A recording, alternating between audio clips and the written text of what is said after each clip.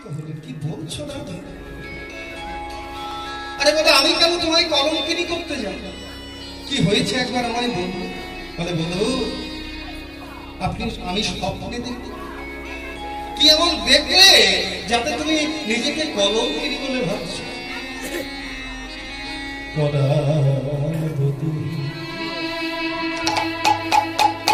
আমি নিশির শেষে কি স্বপ্ন দেখলাম?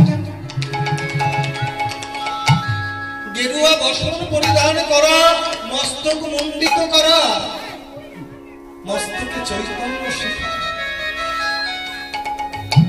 গোবিন্দ, শাস্ত্রে শুনেছি এ জগতের কোন সতী নারী যদি স্বপ্নের মাঝেও কোন পরপুরুষের স্পর্শ পায়, সে নাকি কলঙ্কিত হয়ে যায়।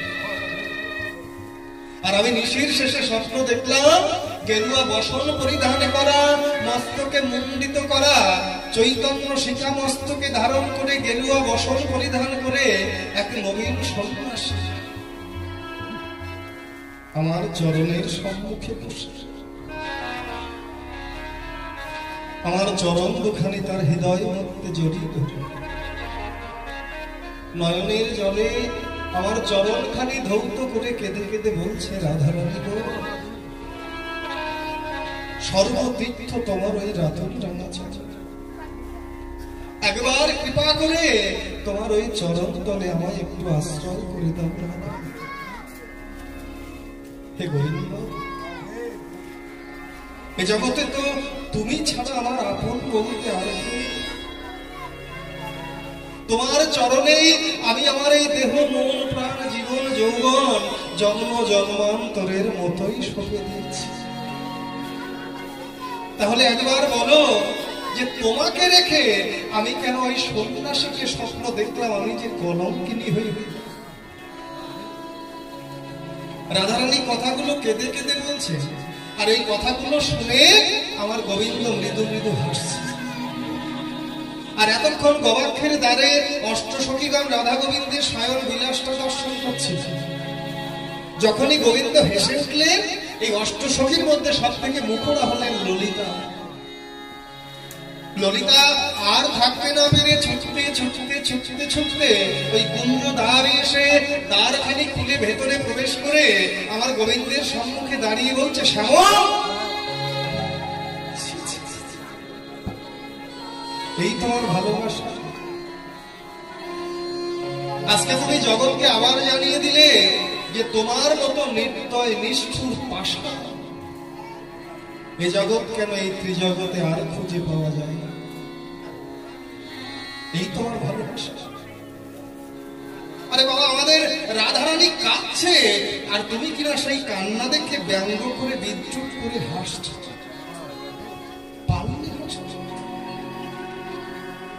গোবিন্দ ডেকে বলছে, ললিতা রে, আমি হাসছি বটে, তবে তোমাদের রাধারানী কাঁদছে দেখে হাসছি সেটা নয়।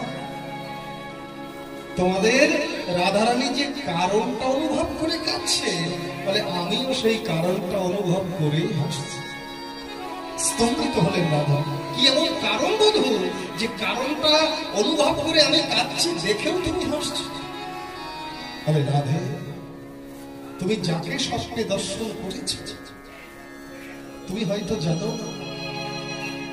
যে সেটা আর কেউ নয়, সেটা হলাম স্বয়ং আমি।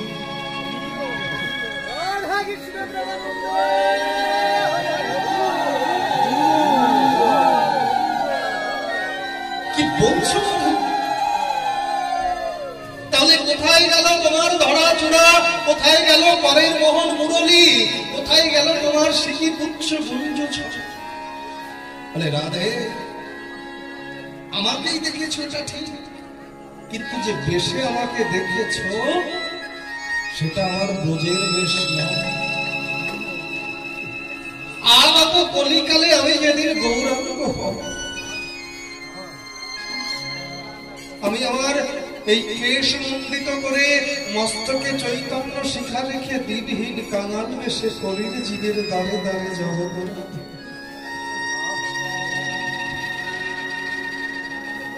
রাধারানী গো,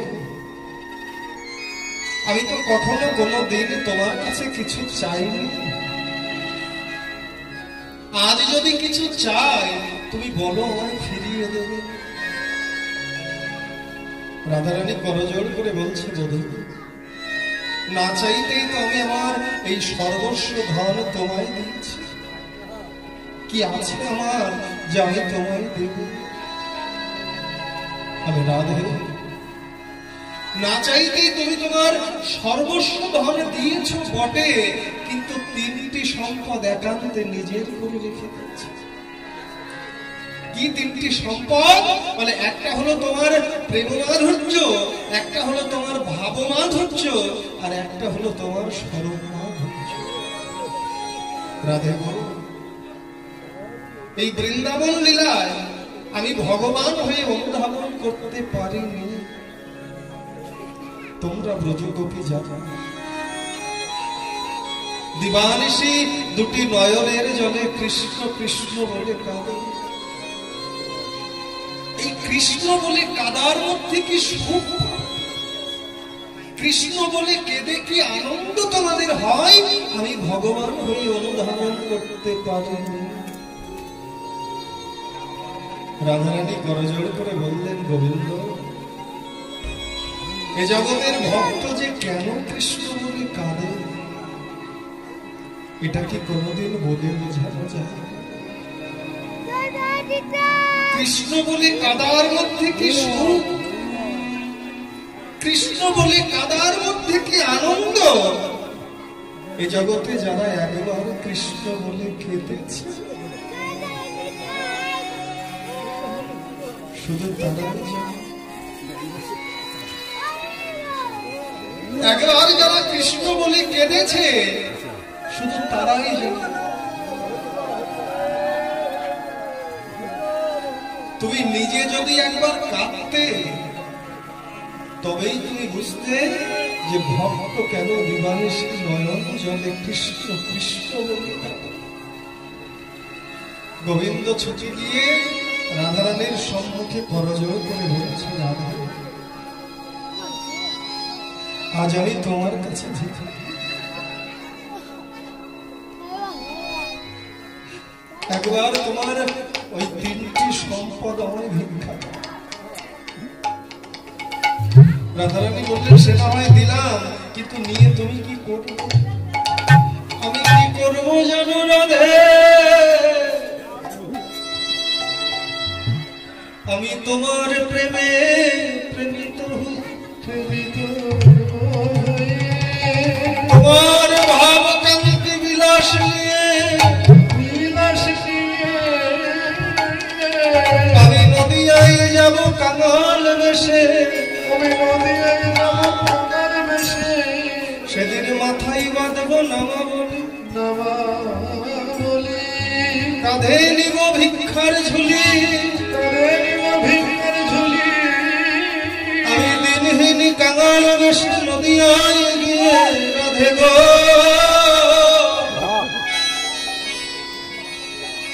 আমি সেদিন কেঁদে যাব।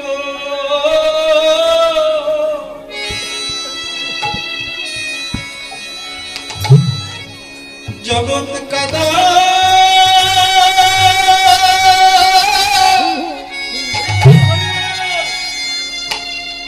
কাদাই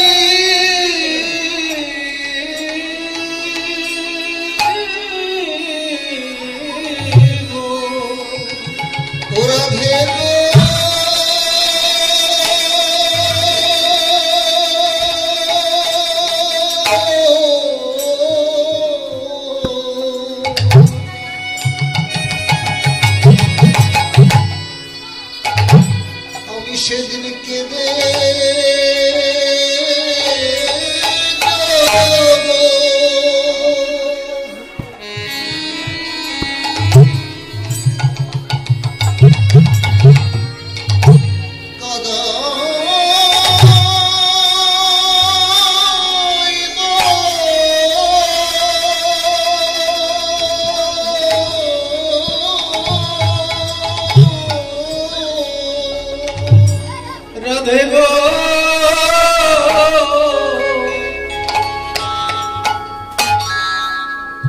সেদিন কেঁদে যাব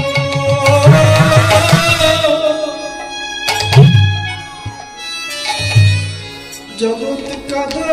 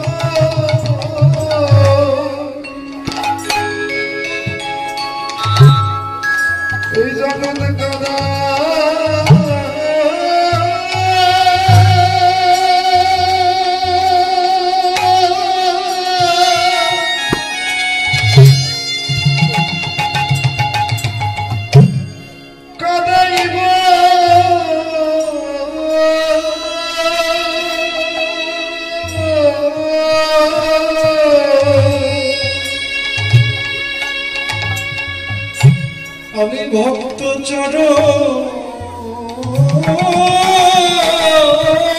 ধরি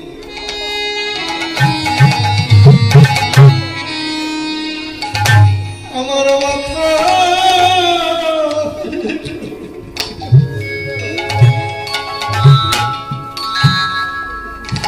আমি সেদিন নিজে কেঁদে যাব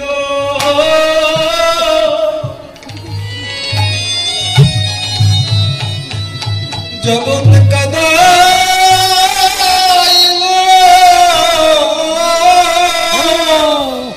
আমি ভক্ত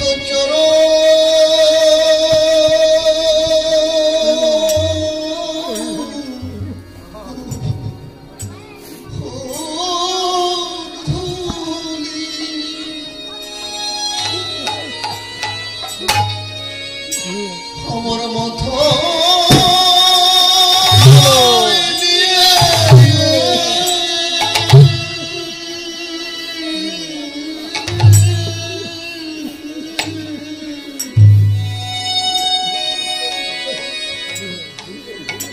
আমি নিজে যাব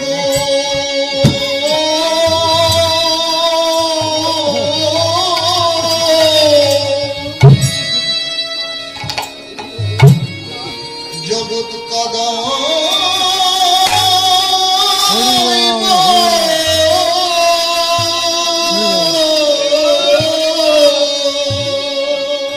আমি কাঙাল বেশে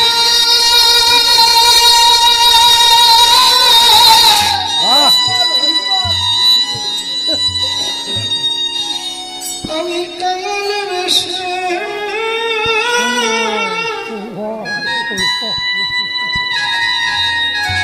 কাঙাল বেশে নদিয়া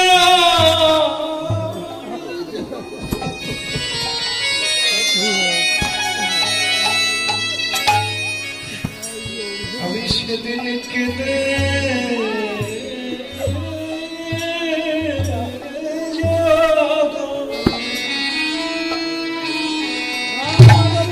জগৎ কাদা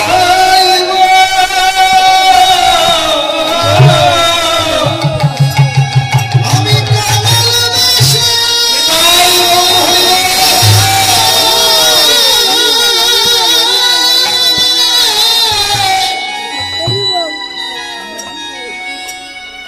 বলে আমি কাঙাল বেশে হই নদিয়ায় যাব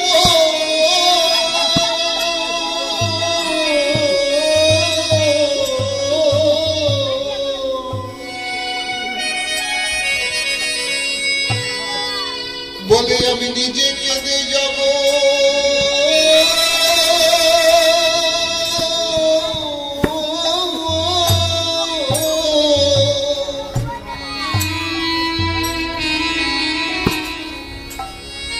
জগৎ কাদা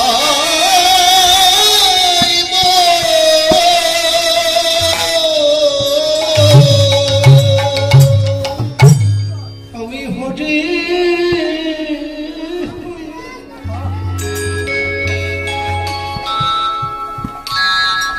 বদলে হরি বলবো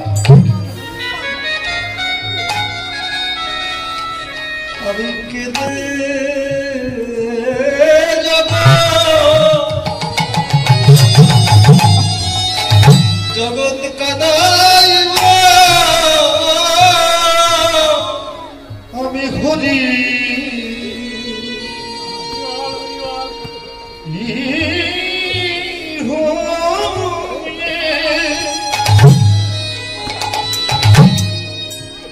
আমি হরি বলব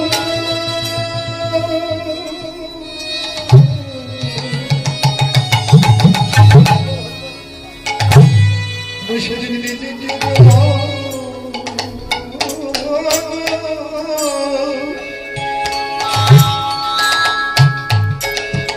এই জগৎ কাদা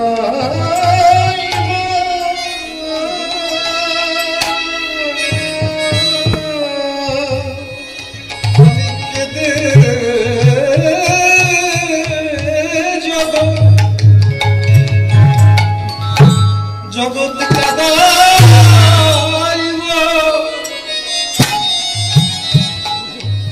ভক্ত চরণ ধুলি আমার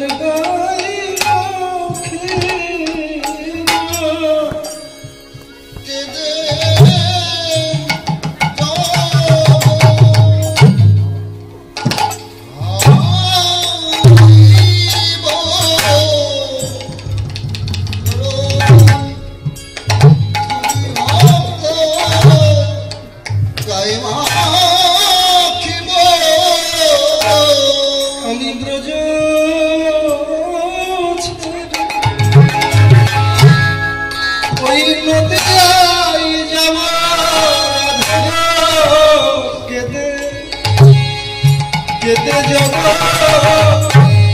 আমি কাদা আমি কাদা ছেড়ে নদিয়ায় যাব কেতে যাব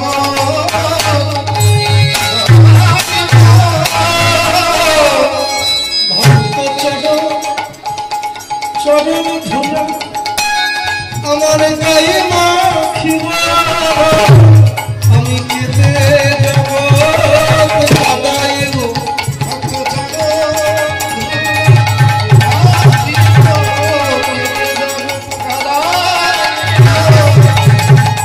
ভক্ত চরণ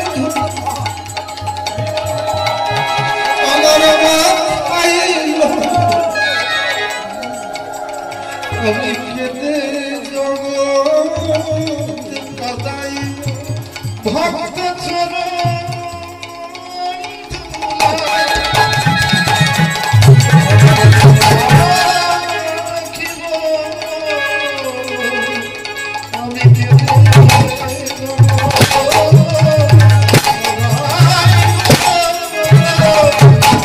আমি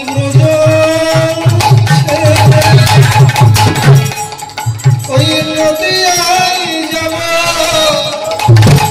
আমি কেটে যাব কাদাইব আমি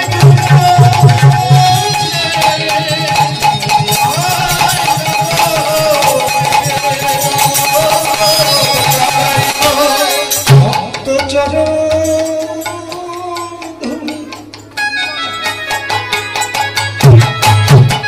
আমার মাথায় লই কেটে যাব কাদাইব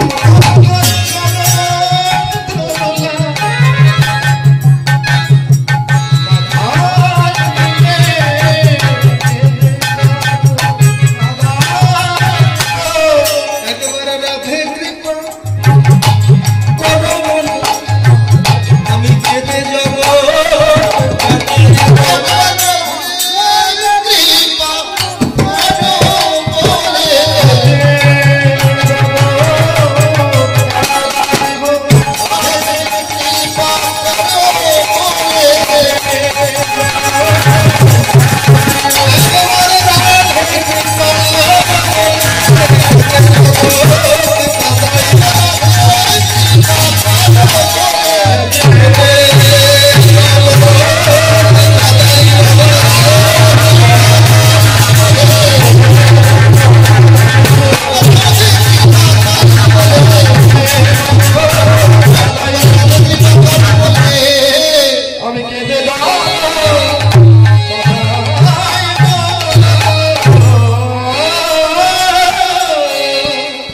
সেই রাধা কৃষ্ণের মিলিত বিগ্রহ নদিয়ার মাঝে হয়েছে আমার শ্রী চৈতন্য। আর শ্রী চৈতন্য হয়ে আজকে নদিয়ার মাঝে তো ধবলী শ্যামলী নেই, ছিল সেই বৃন্দাবন। কিন্তু নদিয়ার মাঝে ধবলী শ্যামলী বলে ডাকছেন কেন? এই কলির জীবকে ধবলী শ্যামলী ভেবে আজকে ধবলী শ্যামলীকে ডাকবার ছলা করে গৌর হরি এই কলির জীবকে ডাকছে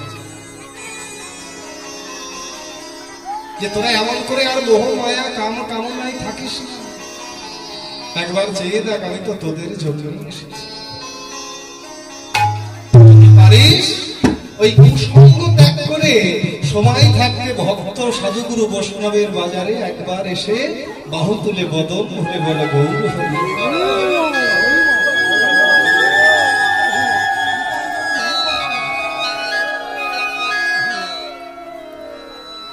কেননা বাবা কুসঙ্গ ত্যাগ করে যদি পারো সময় থাকতে ভক্তের বাজারে এসে, কেন না তোমরা কুসঙ্গ করতে আসনি, বাজে সঙ্গ করতে আসনি। মানব কুলে জন্ম নিয়েছি, 84 লক্ষ জনি ভ্রমণ করে দেবদুর্লভ মানব জন্ম। আমরা বলি মান আর হুঁশ থাকলে হয় মানুষ, শাস্ত্রে বললে মান আর হুঁশ থাকলেই মানুষ হয় না। মানুষ কুলে জন্ম নিলেই তারে মানুষ বলে না, হবে মানুষ জাগবে যেদিন জ্ঞানের চেতনা। মানুষের মতো দেখতে হলেই তাকে মানুষ বলা যায় না। কিন্তু আমরা কি মনে করি বলো, দুখানা বাড়ি করলাম, দুখানা গাড়ি করলাম, কিছু টাকার ব্যাংক ব্যালেন্স করলাম, আর শীতকালে একটু দার্জিলিং শিলিগুড়ি বেড়াতে গেলাম, বড় মানুষের কাজ করে ফেললাম। তাহলে বাবা বেড়াতে তো পাখিরাও যায়, কি বাবা যায় না? শীতকালে দেখা যায় ওই সাইবেরিয়া থেকে সাইবেরিয়ান পাখিগুলো আমাদের এদেশের মাটিতে অতিথি পাখি হয়ে বেড়াতে আসে। তাহলে আশ্চর্য ব্যাপার, আমরা বেড়াতে যাই, পাখিরা বেড়াতে যায়, তাই তুমি পাখির সঙ্গে আমাদের তুলনা করছো? তাহলে এই যে এত সুন্দর বাসা বেঁধেছি, কত সুন্দর শ্বেত পাথর লাগিয়েছি, টাইলস লাগিয়েছি, ঝাড়বাতি ঝুলিয়েছি, তোমার পাখিরা কি পারবে এত সুন্দর করে বাসা বাঁধতে? বলে বাবা বাবুই পাখি জানেন না? কি চেনেন তো বাবুই পাখি? কোথায় থাকে বলুন তো? তাল গাছে। এই যে দেখবেন বাবুই পাখি খড়কুটো একত্রিত করে কত সুন্দর করে এই তাল গাছে পাতায় দোতলা তিনতলা বাসা। শুধু তাই না, আবার কি করে জানো? বলে জোনাকি পোকা ধরে নিয়ে বাসার মধ্যে রেখে দেয়, কেননা ফ্রি ইলেকট্রিসিটির ব্যবস্থা। আশ্চর্য, আমরা বেড়াতে যাই, পাখিরা বেড়াতে যায়, আমরা বাসা বাঁধি, পাখিরা বাসা বাঁধে, তাই তুমি পাখির সঙ্গে আমাদের তুলনা করছো? তাহলে পাখির সঙ্গে কি আমাদের কোনো পার্থক্য নেই? বলে আছে একটা জায়গায়, সেটা কি? পাখিরা সারা জীবন চেষ্টা করেও কখনো বদনে হরিও বলতে পারবে না, কখনো কৃষ্ণ বলতে পারবে না।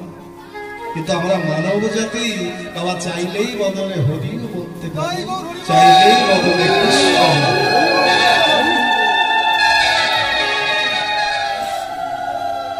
এমন হরি বলা, কৃষ্ণ বলার জনম পেয়ে বাবা কেন এসেছি সেই উদ্দেশ্যটাই ভুলে বসে আছি। আমরা এসেছি সময় থাকতে গৌর গোবিন্দের চরণাশ্রয় করতে, কিন্তু কামিনী কাঞ্চনে ডুবে মোহ মায়ায় আসক্ত হয়ে আমরা ভুলে গেছি যে আমাদের উদ্দেশ্যটা কি। শাস্ত্রে বললে যে সময় থাকতে ভক্ত বৈষ্ণবের বাজারে কুসঙ্গ ত্যাগ করে, ভক্তের বাজারে এসে সাধু সঙ্গে বসে একবার হরিবোল বলো, হরিনাম ছাড়া গতি নেই। কলিকালের এত সহজ ভজন বাবা, সাথে পাছে মিলে গৃহ দ্বারেতে বসিয়া হরিনাম করো সবে করো তাহলে। এত সুন্দর ভজন আমাদের দিয়েছে। বলে সৎ মানুষের নকল করো তাতেও লাভ আছে, কিন্তু অসতের অঙ্গের বাতাসও গ্রহণ করবো না। কেমন হয়েছে জানেন? এক চোর রাজবাড়িতে গেছে চুরি করতে, এখন ওই যেতে যেতে ঠিক রাজা রানীর ঘরের সামনে এসে দাঁড়িয়েছে, আর এসে আড়ি পেতে কান পেতে শুনছে যে রাজা রানী ঘরের মধ্যে একজন আরেকজনের সঙ্গে বলছে যে দেখো আমাদের অঢেল সম্পত্তি, এত বড় রাজৈশ্বর্য কে ভোগ করবে? একটা মাত্র কন্যা, কোন পুত্র নেই, তো কন্যা বিবাহ যোগ্য হলো, একটা পাত্রস্থ করতে হবে। কিন্তু ভাবছি যে কোনো বিষয়ের হাতে দেবো না, একটা বৈষ্ণব দেখে বৈষ্ণবের কাছে আমার কন্যাকে সম্প্রদান করবো, আর রাজ্যের অর্ধেক তাকে দিয়ে দেব। চোর এই কথা শুনে তো মনে মনে চিন্তা করছে, আনন্দ ধরছে না যে চাইলে চুরি করার দরকার, একটা রেডিমেড বৈষ্ণব হয়ে লাইনে দাঁড়িয়ে যাবো, মেয়েও পাবো, মাল করিও পাবো। এখন রাজা যেদিন স্বয়ংবরের ব্যবস্থা করলো, রাস্তায় রাজা যেদিন স্বয়ংবরের আয়োজন করলো, ওই চোর সেও একেবারে গেরুয়া বসন পরিধান করে মালা তিলক নিয়ে হাতে জপের মালা নিয়ে বৈষ্ণবের লাইনে এসে দাঁড়িয়ে গেছে। কিন্তু প্রথমে আসতে পারেনি, 2-3 জনের পর। আর চোর চিন্তা করছে যে আমার পর্যন্ত এলেই হবে। রাজামশাই প্রথম যে বৈষ্ণব তার কাছে গিয়ে করজোড় করে বলছে যে মুনিবর, আপনি আমার কন্যাকে বিবাহ করুন এবং আমার রাজ্যের অর্ধেক নিয়ে নিন। সাধু করজোড় করে বলছে, রাজামশাই আমি আপনার সুন্দরী কন্যাও চাই না, এই রাজ ঐশ্বর্যও চাই। চোর তো একেবারে গাছ থেকে বোনালি পা, এত বড় রাজ ঐশ্বর্য, এমন সুন্দরী রমণী সব এদের কাছে তুচ্ছ, নিশ্চয়ই পাগল হয়ে গেছে। পাগল না হলে কেউ এমন লক্ষ্মীকে পায়ে ফেলে? চোর নিজেকে একটু সংযোগ করছে, ভাবছে যে আমার পর্যন্ত ভগবান যেন পাঠায়। দ্বিতীয় বৈষ্ণবের কাছে রাজামশাই করজোড় করে কি দাঁড়িয়ে বলছে যে মণিবর, আপনি আমার কন্যাকে গ্রহণ করুন, আমার রাজ্যের অর্ধেক নিয়ে নিন। দ্বিতীয় বৈষ্ণব করজোড় করে বলছে, মহারাজ আমি সুন্দরী রমণীও চাই না, রাজ ঐশ্বর্যও চাই। তৃতীয় বৈষ্ণবের কাছে গিয়ে করজোড় করে দাঁড়িয়েছে যে মহারাজ, যে মুনিবর আপনি আমার কন্যাকে গ্রহণ করুন এবং আমার সমস্ত রাজ্যটাই নিয়ে নিন। সাধু করজোড় করে বলছে, মহারাজ আমিও রাজ ঐশ্বর্য চাই, সুন্দরী রমণীও চাই। আমি যে ধনে আছি, কৃপা করে আমাকে সেই ধন নিয়েই থাকতে। অবশেষে যখন চোরের কাছে এসে দাঁড়িয়েছে যে আপনি আমার কন্যাকে গ্রহণ করুন এবং আমার সমস্ত রাজ্যটাই নিয়ে নিন, হঠাৎ করে চোর দাঁড়িয়ে ভাবছে, তাহলে আমি কেন বোকার মতো গ্রহণ করব? এত বড় রাজ ঐশ্বর্য, এমন সুন্দরী রমণী, সব এদের কাছে তুচ্ছ। তাহলে না জানি এরা এর থেকে কোন মহাধনের ধনী হয়ে বসে আছে। মহারাজ আমিও রাজ ঐশ্বর্য চাই না, সুন্দরী রমণীও চাই। বৈষ্ণবের দল যে ধনে ধনী হয়েছে,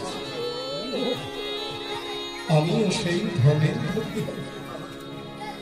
স্বয়ংবর শেষে সমস্ত বৈষ্ণব যখন চলে যাচ্ছে, ওই চোর আর থাকতে পারলেন না, ছুটে গিয়ে আগে বৈষ্ণবের চরণ খানে জড়িয়ে ধরে বলছে,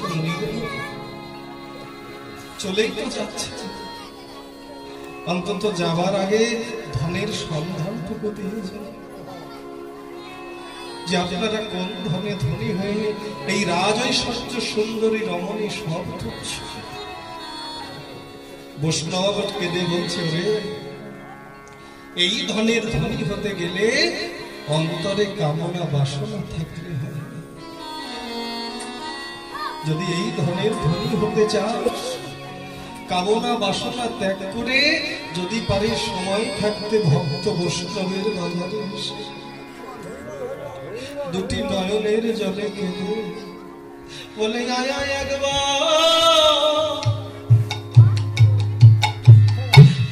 একবার কৃষ্ণ